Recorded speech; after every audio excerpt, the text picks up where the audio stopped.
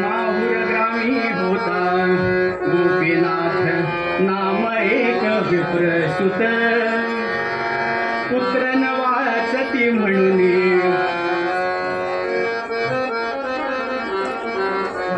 प्रार्थितसे नित्य श्री गुरुदत्त। माहूर गावातली एक घटना। त्या माहूर गावामध्ये गोपीनाथ पंत नावाचा एक सत्वशील शुद्ध सात्विक ब्राह्मण राहतो। यजन याजन करावं, आपलं कर्म नित्य नेमानं प्रामाणिकपणे करावं आणि अखंड भगवान श्री दत्तात्रेयांच्या नामस्मरणामध्ये राहावं। हे सगळं करत असताना प्रापंचिक स्थिती उत्तम आहे, पण काहीही असलं तरी या संसार रूपी वेलीवरती एखादं तरी फूल जन्माला यावं असं प्रत्येक जीवाला वाटत। पण पूर्वकर्माप्रमाणे प्रारब्धानुसार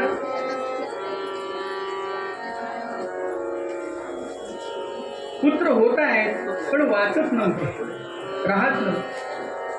पुत्र न वाचती म्हणून प्रार्थितसे श्री गुरुदेव दत्त। पुत्र होत आहेत पण राहत नाहीत, वाचत नाहीत, म्हणून अखंड श्री भगवान दत्तात्रेयांची उपासना करतो, भक्ती करतो। दोघेही सात्विक आहेत, पती आणि पत्नी दोघेही सात्विक आहेत। घरामध्ये अखंड दत्त नामस्मरण चालू आहे, उपासना चालू आहे।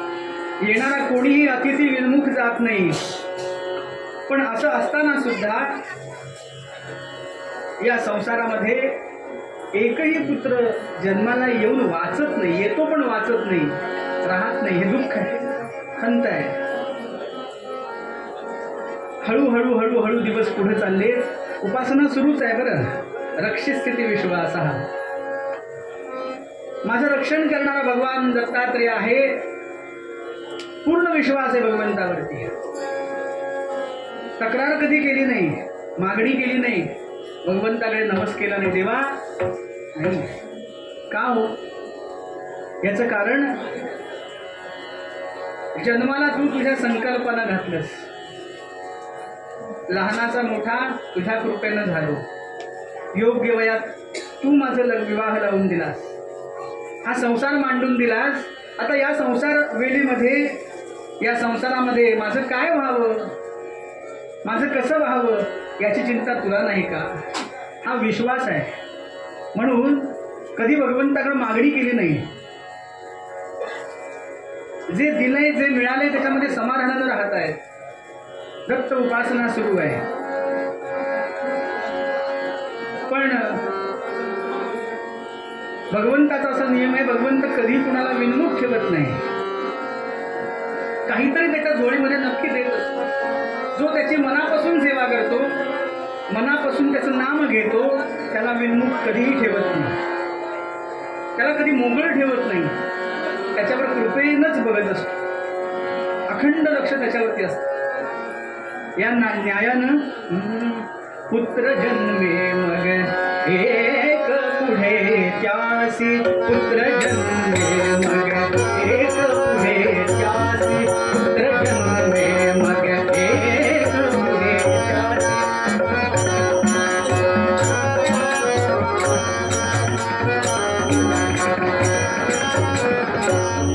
पुत्र जन्मे मग एक पुढे त्यासी, पुत्र जन्मे मग एक पुढे त्यासी।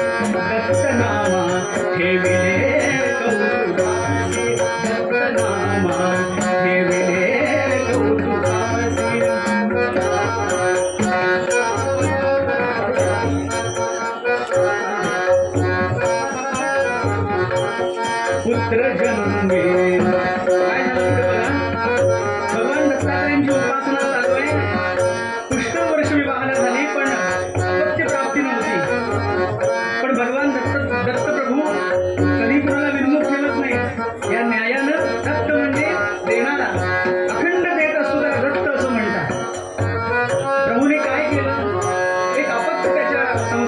वेलीवरती ठेवलं. पुत्र जन्मे मग एक पुढे त्यासी. अनेक वर्षानंतर पुत्र जन्माला आला. याच्या आधी मुलं जन्माला आली होती, पण जन्माला आल्या आल्याच ती टिकत नव्हती, राहत नव्हती जिवंत. पण आज मात्र प्रभूंच्या कृपेचं फळ म्हणून हा पुत्र राहिला. मग त्याचं नाव काय ठेवलं? पुत्र जन्मे मग एक पुढे त्या. ज्याच्या कृपेनं झाला त्याचंच नाव ठेवायचं ठरवलं. कुणाच्या कृपेनं झाला? दत्तनामा ठेविले कौतुकासी. दत्तनामा ठेविले कौतुकासी. कौतुकानं बारसं केलं, मोठा महोत्सव केला आणि त्या मुलाचं नाव, लेकराचं नाव दत्त असं ठेवलं. दत्त नाव ठेवलं आणि मुलगा लहानाचा मोठा होऊ लागला. एक एक एक एक एक एक वर्ष वाढत जात आहे आणि दत्त नाव ठेवलं. 8 वर्षाचा झाला. 8 वर्षाचं वय झालं. लहानाचा मोठा होतोय. त्याच्या बाललीलांनी घर नुसतं भरून गेलं होतं. इतक्या वर्षानं पुत्र झाला. हो, दत्त नामे ठेविले कौतुकासी. पुढं काय केलं? मुलगा हळूहळू मोठा होऊ लागला. योग्य वय झालं की त्याचा विवाह केला पाहिजे या न्यायानं. पूर्वी विवाहाचं वय किती होतं? 12व्या वर्षी विवाह करावा मुलांचा आणि मुलीचा 8-9 वय. या न्यायानं 12 वर्षाचा मुलगा झाला. दत्त नाव ठेवलंय आणि विवाहाचा सोहळा घरामध्ये संपन्न झाला. विवाहाचा सोहळा संपन्न झाला, पण प्रभूंच्या मनात काय आहे कळतं का कुणाला? विवाहाचा मग थाट मांडिये. विवाहाचा मग थाट मांडिये.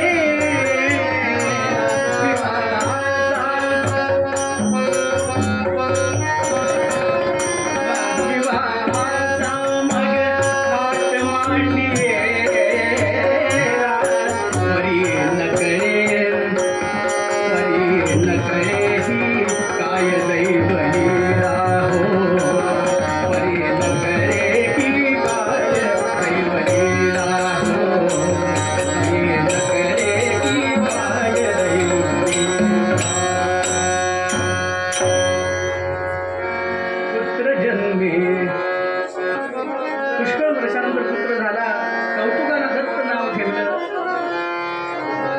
मुलगा लहानाचा मोठा होतोय. त्याच्या बाललीलांनी घर भरून गेले. गोकुळाचं रूप आला घराला. पण ज्या ज्या वयात जी जी गोष्ट करणं आवश्यक आहे ती त्याच वयात घडावी. एकदा का ते वय टळून गेलं की मग अवघड होतं सगळं. या विषयावर बोलणं इष्ट. सद्गुरुनाथ महाराज.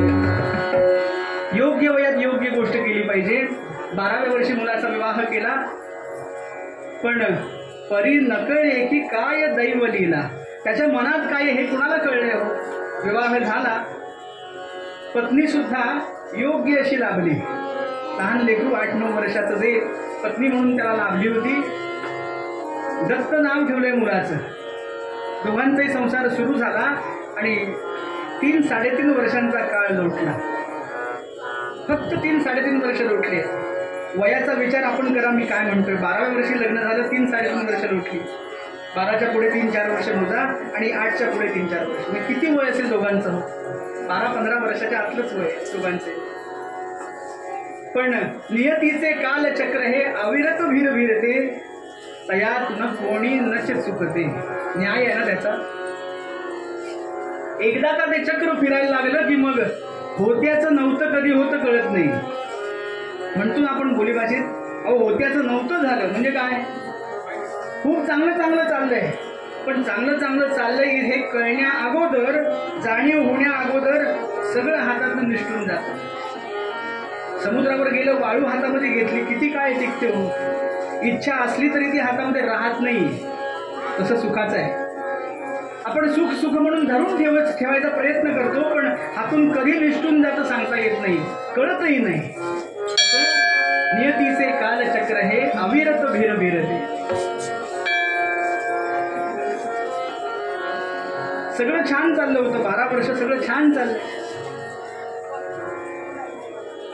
पण लग्नानंतर 3-3.5 वर्षानंतर प्रसंग असा उद्भवला. दत्त उपासना घरामध्ये चालू आहे. गोपीनाथ पंथाने सुरू केली आहे. पुढे दत्त म्हणून मुलाचं नाव ठेवलं, तोही या उपासनेमध्ये आहे. त्याची पत्नी सुद्धा भगवान दत्तात्रयांची उपासना करणारीच आहे. पण कर्म विपाके दुर्धर झाला,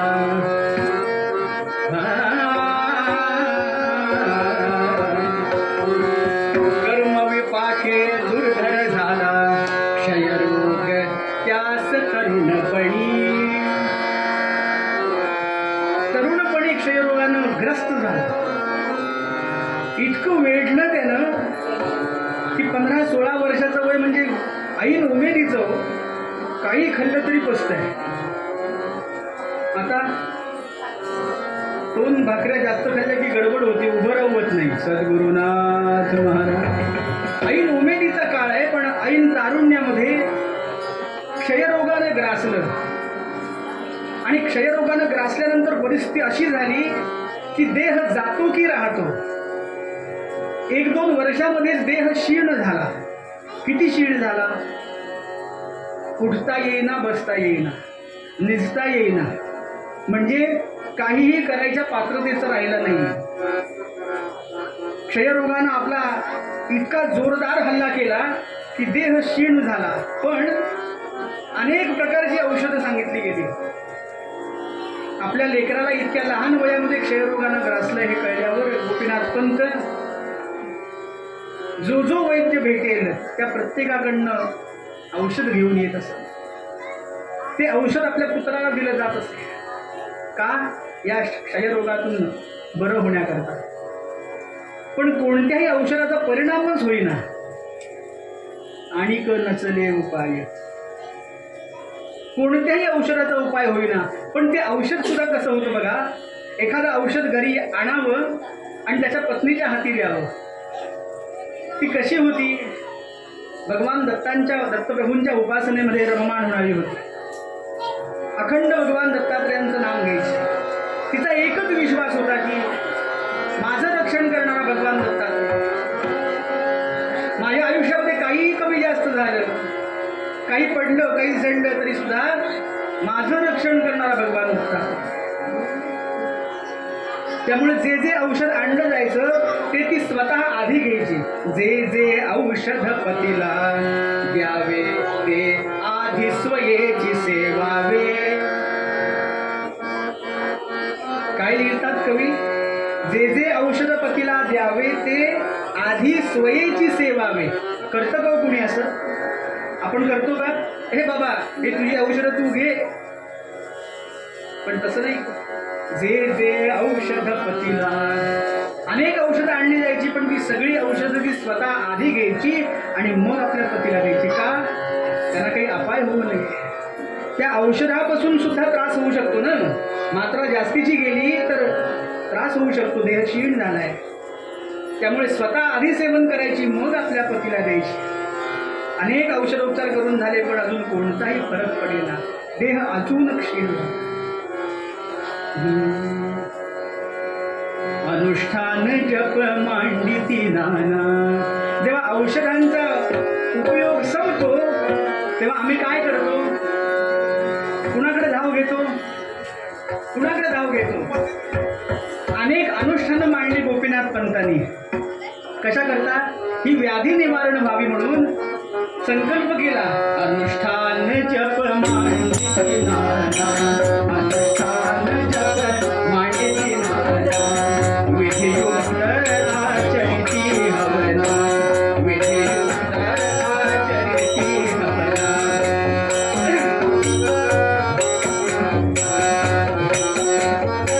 अनेक गावागावातले लांब लांबचे विद्वान ब्राह्मणांना प्रार्थना केलं आणि त्या सगळ्यांना बोलावून मोठं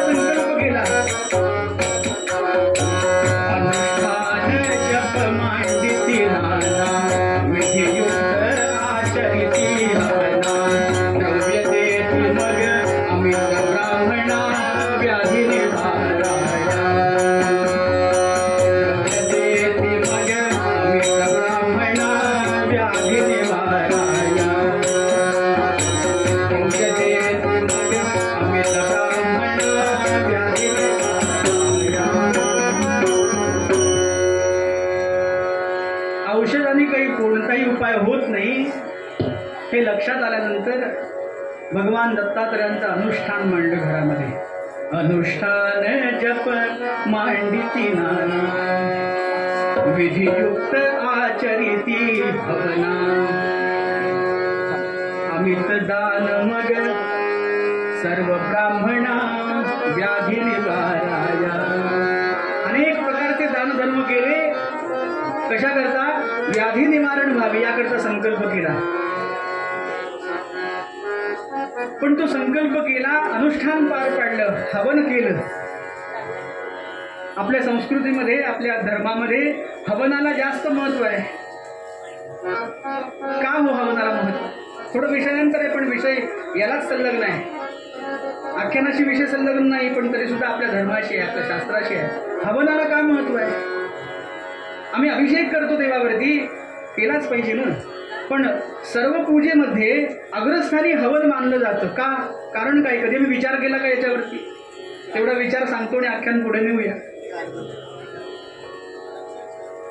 आम्ही कोणतीही गोष्ट भले त्यानं निर्माण केलेली असेल, ती त्याच्याच मूर्तीवरती अर्पण करतो, चरणकमलांवरती अर्पण करतो अभिषेक रूपानं.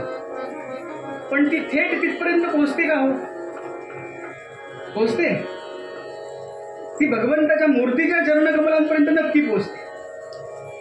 पण अग्नी हे पंचतत्वामधलं एक असं तत्व आहे जे पृथ्वी आणि स्वर्ग याच्यामधलं दूत आहे. वायुरूपानं कुरिअर सर्व्हिस कुणाला दिली? कुणाकडे आहे कुरिअर सर्व्हिस? अग्नीकडे आहे. तो काय करतो? अग्नीमध्ये आम्ही जी जी वस्तू अर्पण करू त्या वस्तूला अग्नी आपलं स्वतःचं काय देतो? स्वतःचं रूप देतो. म्हणजे काय करतो? कळलं आपल्याला मला काय म्हणायचं? काहीही अर्पण करा, त्याला आपली सत्ता देतो. आणि त्यातला जो नको असलेला भाग आहे, त्याला नको असलेला तो प्रसाद म्हणून आम्हाला शिल्लक ठेवतो. आणि त्यातला आवश्यक भाग आहे तो वायुरूपानं वरती घेऊन जातो. वरती म्हणजे कुठं? भगवंताची जागा आम्ही कुठं मानतो? भगवंत कुठे असं म्हणतो आपण? अवकाश तत्वामध्ये, आकाशामध्ये. मग पृथ्वीपासून आकाशापर्यंत अर्पण केलेली वस्तू वायुरूपानं नेण्याचं काम अग्नी करतो. म्हणून हवनामध्ये आम्ही जे जे अर्पण करू ते प्रत्यक्ष भगवंतापर्यंत पोहोचतं असं शास्त्र सांगतं. म्हणून हवनाला जास्त महत्व आहे. म्हणून काय केलं? अनुष्ठान जप मांडिती नाना, विधियुक्त आचरिती हवना. विधियुक्त केलं पाहिजे बरं. आलं मनात म्हणून ते घेतलं आणि तसलं नाही उपयोगच. विधीनुसार केलं पाहिजे, शास्त्रानुसार केलं पाहिजे. तसं जर केलं तर प्रत्यक्ष ते भगवंतापर्यंत पोहोचतं असा विश्वास आहे. रक्षित स्थिती विश्वास.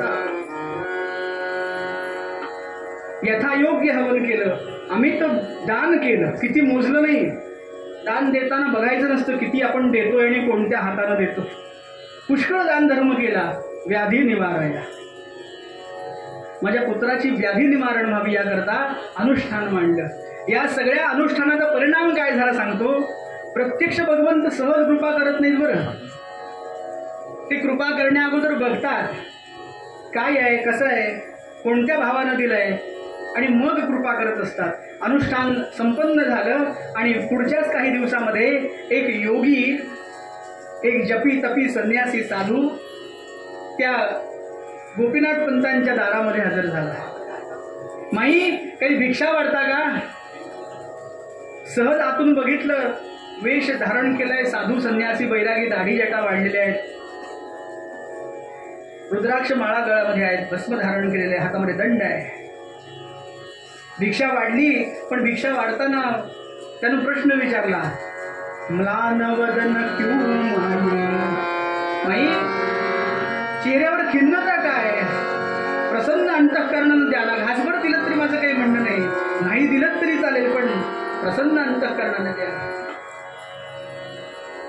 देताना किंतु नव्हताच तिच्या मनामध्ये, पण घरात जे चाललंय ना ते दिसणारच नव्हतं. किती वेळ ताणलं तरी बसायला अजून चेहऱ्यावर दिसणार की नाही. सद्गुरुनाथ महाराज चेहऱ्यावर दिसत होतं. त्याने विचारता क्षणी सांगून टाकलं. काय झालं? आधी आमच्या संसार वेळीवर अपत्य नाही, भगवान दत्तात्रेयांच्या कृपेने अपत्य झालं, मुलगा झाला, दत्त नाव, सगळा प्रसंग सांगितला. विवाहाला 3-3.5 वर्ष झाल्यानंतर ऐन तारुण्यामध्ये क्षयरोगाने ग्रस्त झाला. हे होऊन सुद्धा 3 वर्ष झाली. देह नुसता अंथरुणावर शिल्लक आहे, काही शिल्लक नाही शरीरामध्ये. आता इतका जीर्ण झालाय. अहो पण हे आजारांग्रस्त होण्याचं वय आहे का? लेकरू माझं इतकं आजाराने ग्रस्त आहे म्हणून चेहऱ्यावर खिन्नत आहे. बरं, बाकी काही नाही, तक्रार काही नाही, मागणी काही नाही, तुम्हाला सांगायची सुद्धा इच्छा नाही. का? त्याच्याकरता जी जी प्रार्थना भगवंताकडे करायची ती मी रोजच करते. हे सगळा प्रसंग ऐकला आणि त्या साधूच्या मुखातनं भगवान दत्तात्रेयांनीच सांगितलं. जणू माई एकच वाक्य सांगतो,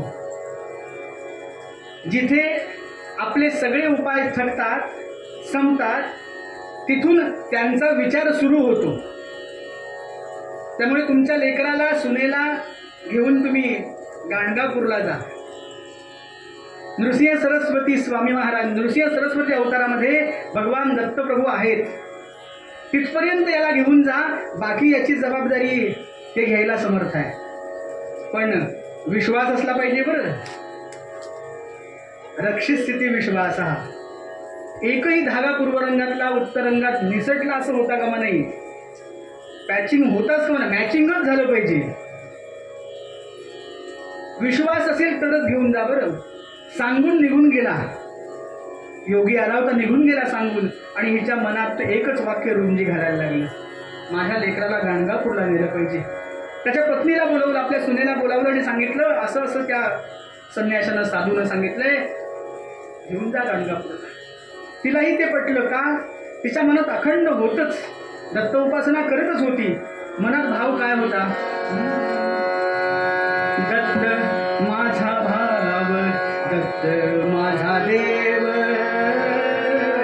दत्त माझा भाव, दत्त माझा देव, दत्त माझा भाव, दत्त माझा देव, दत्त माझा भाव, दत्त माझा देव, दत्त गुरुवर स्वामी माझा, दत्त गुरुवर स्वामी माझा, दत्त माझा भाव, दत्त माझा देव, दत्त माझा भाव, दत्त माझा देव.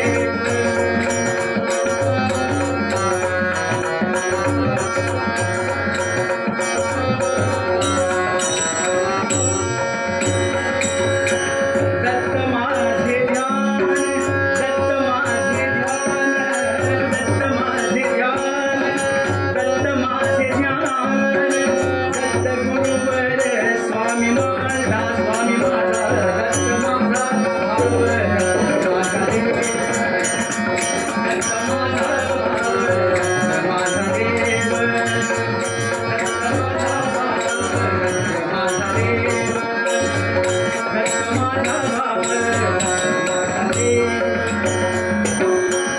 होतच तिच्या मनात.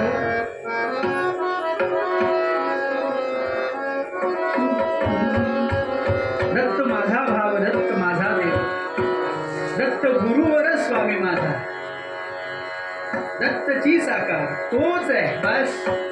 पण कसं असतं, हे सगळं मनात असून सुद्धा ते मनात आहे हे सांगण्याकरता गुरुची आवश्यकता आहे. श्री गुरु श्री शरण, ते सांगण्याकरता सुद्धा गुरुच लागतो. त्या योग्याच्या रूपानं तिला जाणीव करून दिली की तू उठ, इथून निघ, कारण अंतिम ध्येय गाणगापुरात आहे, तिथपर्यंत जाऊन पोहोच. तिनं त्या डोलीची व्यवस्था केली, पतीला डोलीमध्ये ठेवलं, सासू सासऱ्यांना वंदन केलं, आणि लहान किती वय हो, 15-16 वर्षाची ती त्यांची सून तिच्या पतीला घेऊन निघाली.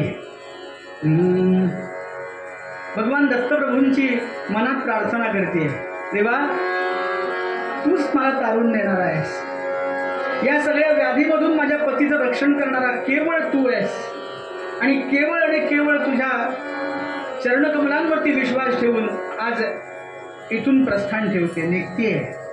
इथून पुढची सगळी जबाबदारी तुझी आहे. बरं, प्रार्थना केली आणि मार्गक्रमण सुरू झालं. मजल दर मजल करत निघाले. आणि गाणगापूरच्या वेशीपर्यंत येऊन पोहोचले. माहूरपासून गाणगापूरला आले डोलीनं. कुठं राहिलं माहूर आणि कुठं गाणगापूर, पण त्याच्याकरता म्हणून आम्ही जेव्हा चालायला सुरुवात करतो तेव्हा प्रत्येक पावलाची जबाबदारी तो घेत असतो. त्यामुळे गाणगापूरच्या वेशीपर्यंत जाऊन पोहोचले आणि भाव असा मनामध्ये होता, देवा इथपर्यंत सुखरूप आणलंस, आता इथून पुढचं थोडं अंतर बाकी आहे. एकदा तुझ्या चरणकमलांपर्यंत यांना नेऊन ठेवलं की मग पुढची जबाबदारी तू घेशीलच, यांना व्याधीतनं मुक्त करशीलच. म्हणून प्रार्थना करत निघाली. दिगंबरा दिगंबरा श्रीपाद वल्लभ दिगंबरा दिगंबरा दिगंबरा श्रीपाद वल्लभ दिगंबरा दिगंबरा दिगंबरा श्रीपाद वल्लभ दिगंबरा दिगंबरा दिगंबरा श्रीपाद वल्लभ दिगंबरा दिगंबरा दिगंबरा श्रीपाद वल्लभ दिगंबरा. अखंड भगवंताचं नामस्मरण चालू आहे. त्या गाणगापूरमध्ये पावलं फक्त ठेवली हो. भगवान दत्तप्रभूंच्या परस्पर्शानं पुनीत झालेली ती धूळ सगळी चरणकमलाचा स्पर्श झाला. नाम अखंड कानावरती येऊ लागलं. क्षेत्रावरती भक्त इतकं नाम घेऊन ठेवतात की तिथं गेल्यानंतरच तिथं वेगळे पण जाणवतं. जातो ना आपण क्षेत्रात, अनेक ठिकाणी जातो, तिथं गेलं ना की मनात वेगळेच भाव यायला लागतात. का? त्या नामाचा परिणाम आहे. भक्तांनी इतकं नाम घेऊन ठेवलंय ना, मनातले भावच बदलून जातात. तिच्या मनात तो भाव दृढ होताच, पण अजून दृढ झाला आणि या नामस्मरणामध्येच भगवान दत्तप्रभूंच्या मंदिरापाशी आली. दिगंबरा दिगंबरा दिगंबरा श्रीपाद वल्लभ दिगंबरा.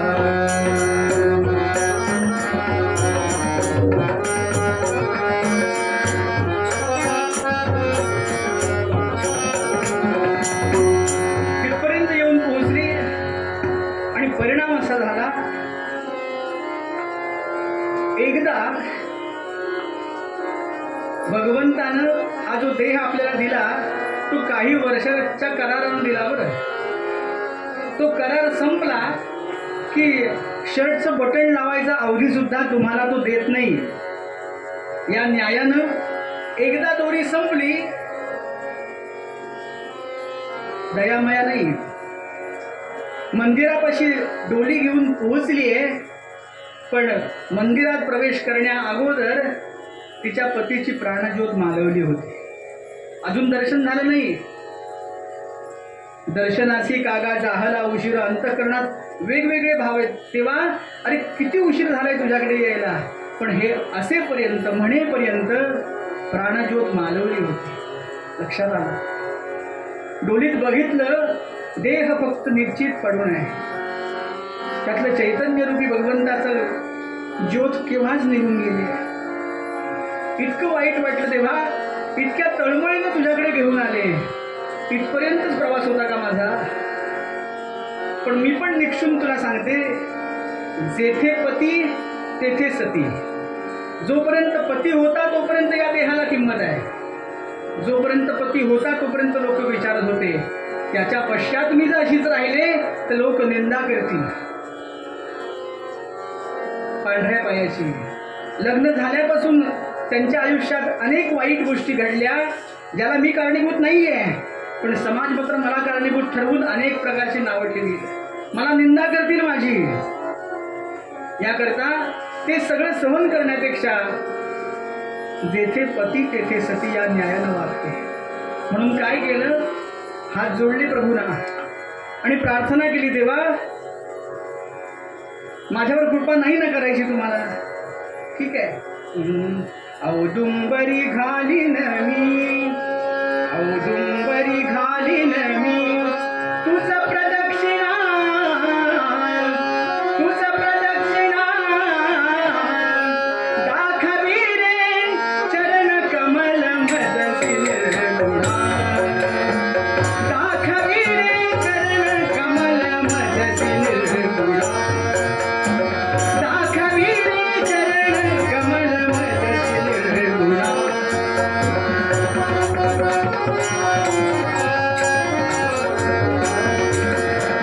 औदुंबरी घालीन मी, औदुंबरी घालीन मी, तुझ प्रदक्षिणा, तुझ प्रदक्षिणा दाखवी रे चरण कमल मदसी निर्गुणा, दाखवी रे चरण कमल मदसी निर्गुणा, दाखवी रे चरण कमल मदसी निर्गुणा.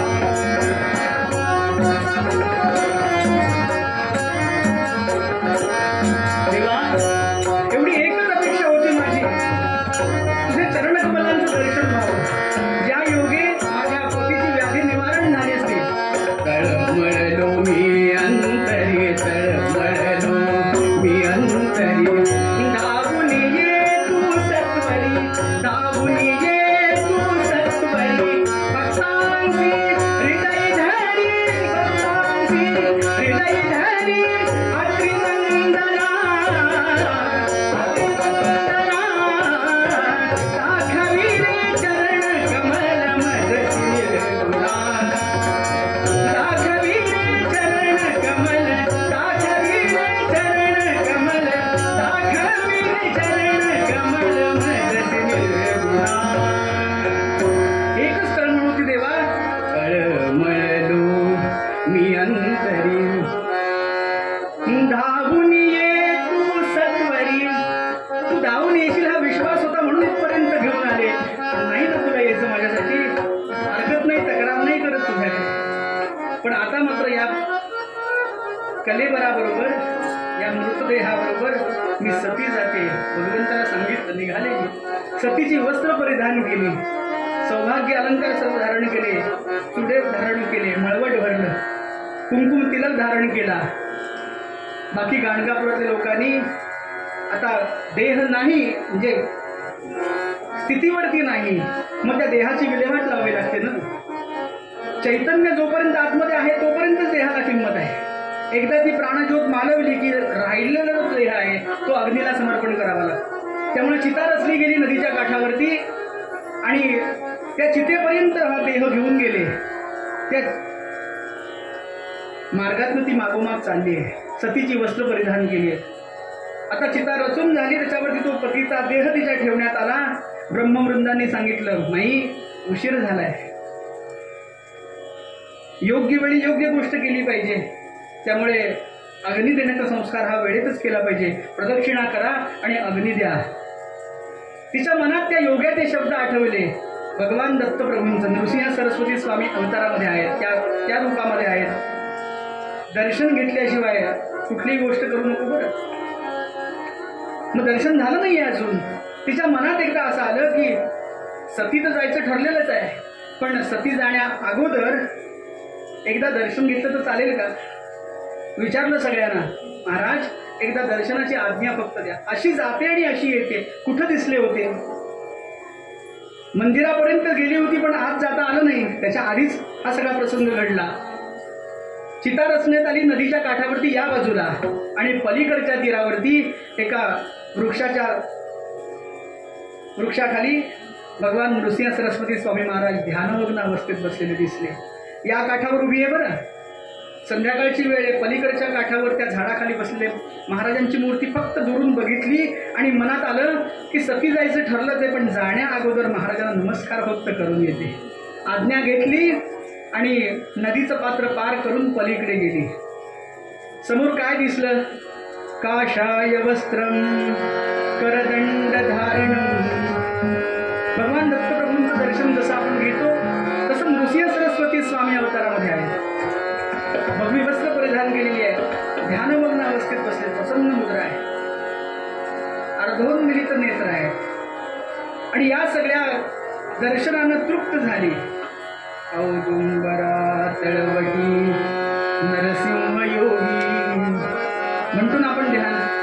कसे होते दिसले त्या रूपामध्ये बघितलं आणि देहभाव हरवला, विसरून गेली स्वतःला. आणि स्वाभाविक एक गोष्ट घडली, चरणकमलांपाशी जाऊन नमस्कार फक्त केला. नमस्कार केल्यानंतर काय झालं, त्या कंकणांचा आवाज झाला. सती जाण्याकरता कंकण धारण केले, सगळी सौभाग्य अलंकार अंगावरती देहावरती धारण केलेले आहेत. त्या कंकणांचा आवाज झाला आणि प्रभूंच्या मुखातनं आशीर्वाद निघाला. अष्टपुत्रा सौभाग्यवती भव. डोळे उघडलेले नाहीत, प्रभू आपल्या समाधीमध्ये आहेत.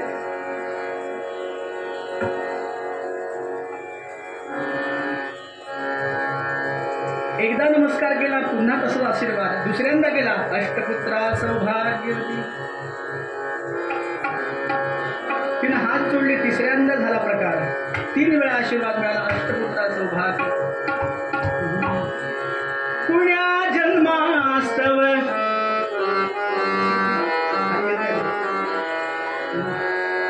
पुण्या जन्मास्तव आशीर्वाद देता. पुण्या जन्मास्तव आशीर्वाद देता. पुण्या जन्मास्तव आशीर्वाद देता. आतापर्यंत एकही शब्द मुखातून बोलली नव्हती, नुसता नमस्कार केला होता. पण 3 वेळा झाला हो, 3 वेळा झाला. पुण्या जन्मास्तव आशीर्वाद देता. पुण्या जन्मास्तव आशीर्वाद देता. सती या जन्मी चाललेच आता. सती या जन्मी चाललेच आता. शक्य नाही, शक्य नाही, श्रीदेव बोलला आहे. तुझ्या पतीला आयुष्य अजूनही आहे. तुझ्या पतीला आयुष्य अजूनही आहे. तुझ्या पतीला आयुष्य अजूनही आहे. आतापर्यंत एकही शब्द बोलली नव्हती, पण आता मात्र पुण्या जन्मास्तव आशीर्वाद देता. इतकी तळमळत होते महाराज, तेव्हा दर्शन सुद्धा मला दिलं नाही. आणि आता कोणत्या जन्मास्तव आशीर्वाद देता. सती या जन्मी चाललेच आता. सती निघाली. हे शब्द ऐकल्यानंतर प्रभूंनी नेत्र उघडले आणि पाहिलं तिच्याकडे आणि सांगितलं, शक्य नाही हे असं म्हणून. या मुखातनं वाणी जर गेली असेल तर श्री भगवंताची वाणी आहे ना. भगवान दत्त प्रभू बोललेत, भगवान राम बोललेत, भगवान विष्णू बोललेत. ती वाणी कधी असत्य होणार नाही. काळजी करू नको. ज्या अर्थी आशीर्वाद झालाय, माझ्या मुखातून निघालाय, त्या अर्थी तुझ्या पतीला आयुष्य आहे. घेऊन ये इथपर्यंत. धावतच गेली हो. सगळा घडलेला वृत्तांत सगळा ब्रह्मवृंदांना सांगितला आणि ते प्रेत घेऊन या तटावरती आले. महाराजांच्या समोर ठेवलं गेलं. हात जोडून प्रार्थना करते, महाराज आपण सांगितल्याप्रमाणे इथपर्यंत सगळं केलंय. फक्त कृपा कटाक्षानं पाहिलं त्या प्रेताकडं आणि कमंडलूत्र तीर्थ त्या प्रेतावर प्रोक्षण करण्याकरता दिलं. जसं प्रोक्षण केलं, धडपडून जागा झाला तो. झोपेतनं कसं अचानक जाग येते त्याप्रमाणे उठून बसला त्या चितेवरून. समोर बघितलं, भगवान नृसिंह सरस्वतीचं दर्शन झालं. कोण आहे ते, कुठं आलोय मी. तिला पत्नीला प्रश्न विचारायला सुरुवात केली. सगळा वृत्तांत सांगितला. पुन्हा दोघंही गंगेवरती गेली, स्नान केलं, शुचिरभूत झाले, नवीन वस्त्र परिधान केली आणि आता महाराजांच्या चरणकमलांजवळ उभे आहेत. काषाय वस्त्रं करदंडधारिणं कमंडलं पद्मकरेण चक्रं गदाभूषितभूषणाढ्यं श्रीपादराजं शरणं प्रपद्ये. दोघंही येऊन हात जोडून उभी राहिली आणि प्रार्थना करतायत, महाराज इथपर्यंत कशाला काढलं. आशीर्वाद द्यायचा होता आधी करता आलं असतं ना, पण तुका म्हणे नाही चालत तातडी, प्राप्त काळ घडी आल्या विण. जो प्रसंग घडायचा त्यानं ठरवलंय त्याचप्रमाणे घडतोस. आम्हाला वाटतं आम्ही असं केलं, आपण कोणी नाही त्या चित्रामध्ये. त्या सतीच्या आयुष्यामध्ये शेवटपर्यंत जाऊन पुन्हा तिला पातिव्रत्य बहाल केलं, पुन्हा आयुष्य वाढवून दिलं. एकानं प्रश्न विचारला, का हो महाराज, एखाद्याचा मृत्यू झाला तुम्ही कसा काय वाढवला, तुमच्याकडे काही अशी योजना वगैरे आहे का? महाराजांनी दिलेलं उत्तर किती गोड आहे बघा. त्याचं आयुष्य पुढच्या जन्मात 30 वर्ष काढून घेतलं आणि या जन्मात वाढवून दिलंय. हा बदल करण्याचा अधिकार फक्त त्याला आहे बरं. मग हा अधिकार तो राखून ठेवत असतो स्वतःकडे. तो जर सर्वसामान्यांना मिळाला तर काय होईल, गडबड होईल सगळी. त्यामुळे हा अधिकार फक्त भगवंताने आपल्या हातात राखून ठेवलाय. त्या सतीला विश्वास दृढ असल्यामुळे चितेवरून तिचा पती परत आला. कुणामुळे आला, का आला, कधीतरी विचार आपण केला पाहिजे ना. सती चरित्र हे नुसतं गोष्ट म्हणून ऐकायची नाहीये. हा देह चितेवर गेल्यासारखाच आहे ना हो, का नाहीये? देहरूपानं आपण इकडे तिकडे फिरतोय, पण त्याच्या अनुसंधानात कुठे आहोत? जो अनुसंधानात नाही तो काही जिवंत असला काय आणि नसला काय, एकच आहे. भगवान दत्तप्रभूंनी कमंडलूतलं तीर्थ ते प्रोक्षण केलं आणि कृपा कटाक्षानं पाहिलं. ते पाहण्याकरता भगवंताला शरण जावं लागतं, त्याच्याविषयी भाव दृढ असावा लागतो, तरच आयुष्यात हे घडू शकतं. मग या सर्वांचा विचार करत असताना, गोष्टीचा विचार करत असताना, कथानकाचा विचार करत असताना, कथा आम्हाला काय सुचवते, कसं वागा हे सुचवते. पात्र विसरून जा, सोडून द्या. गोष्ट ही फक्त सार ऐकण्याकरता, सार कळण्याकरता ऐकायची. भगवंत प्राप्ती करता, ब्रह्म प्राप्ती करता गुरुना शरण जाण्याशिवाय गत्यंतर नाही. मग आपल्या सगळ्यांना तो साधावा असं वाटत असेल तर उत्सवाच्या पहिल्या दिवशी आज देवाकडे काय मागूया? देवा, बाकी सगळं द्यायला तू समर्थ आहेसच. मागितलेलंही देतोस, न मागितलेलंही देतोस. देतो की नाही? सगळ्यांना सगळं देतो, पण आम्हाला नक्की काय हवंय याची जाणीव तुला आहे. मग तुझे चरणकमळ आम्हाला साधावे, तुझी प्राप्ती व्हावी याकरता गुरुना शरण जाण्याची बुद्धी तेवढी दे. अन्य काय मागूया? मूळ पदामध्ये नाथ महाराज वेगळं काय मागतात?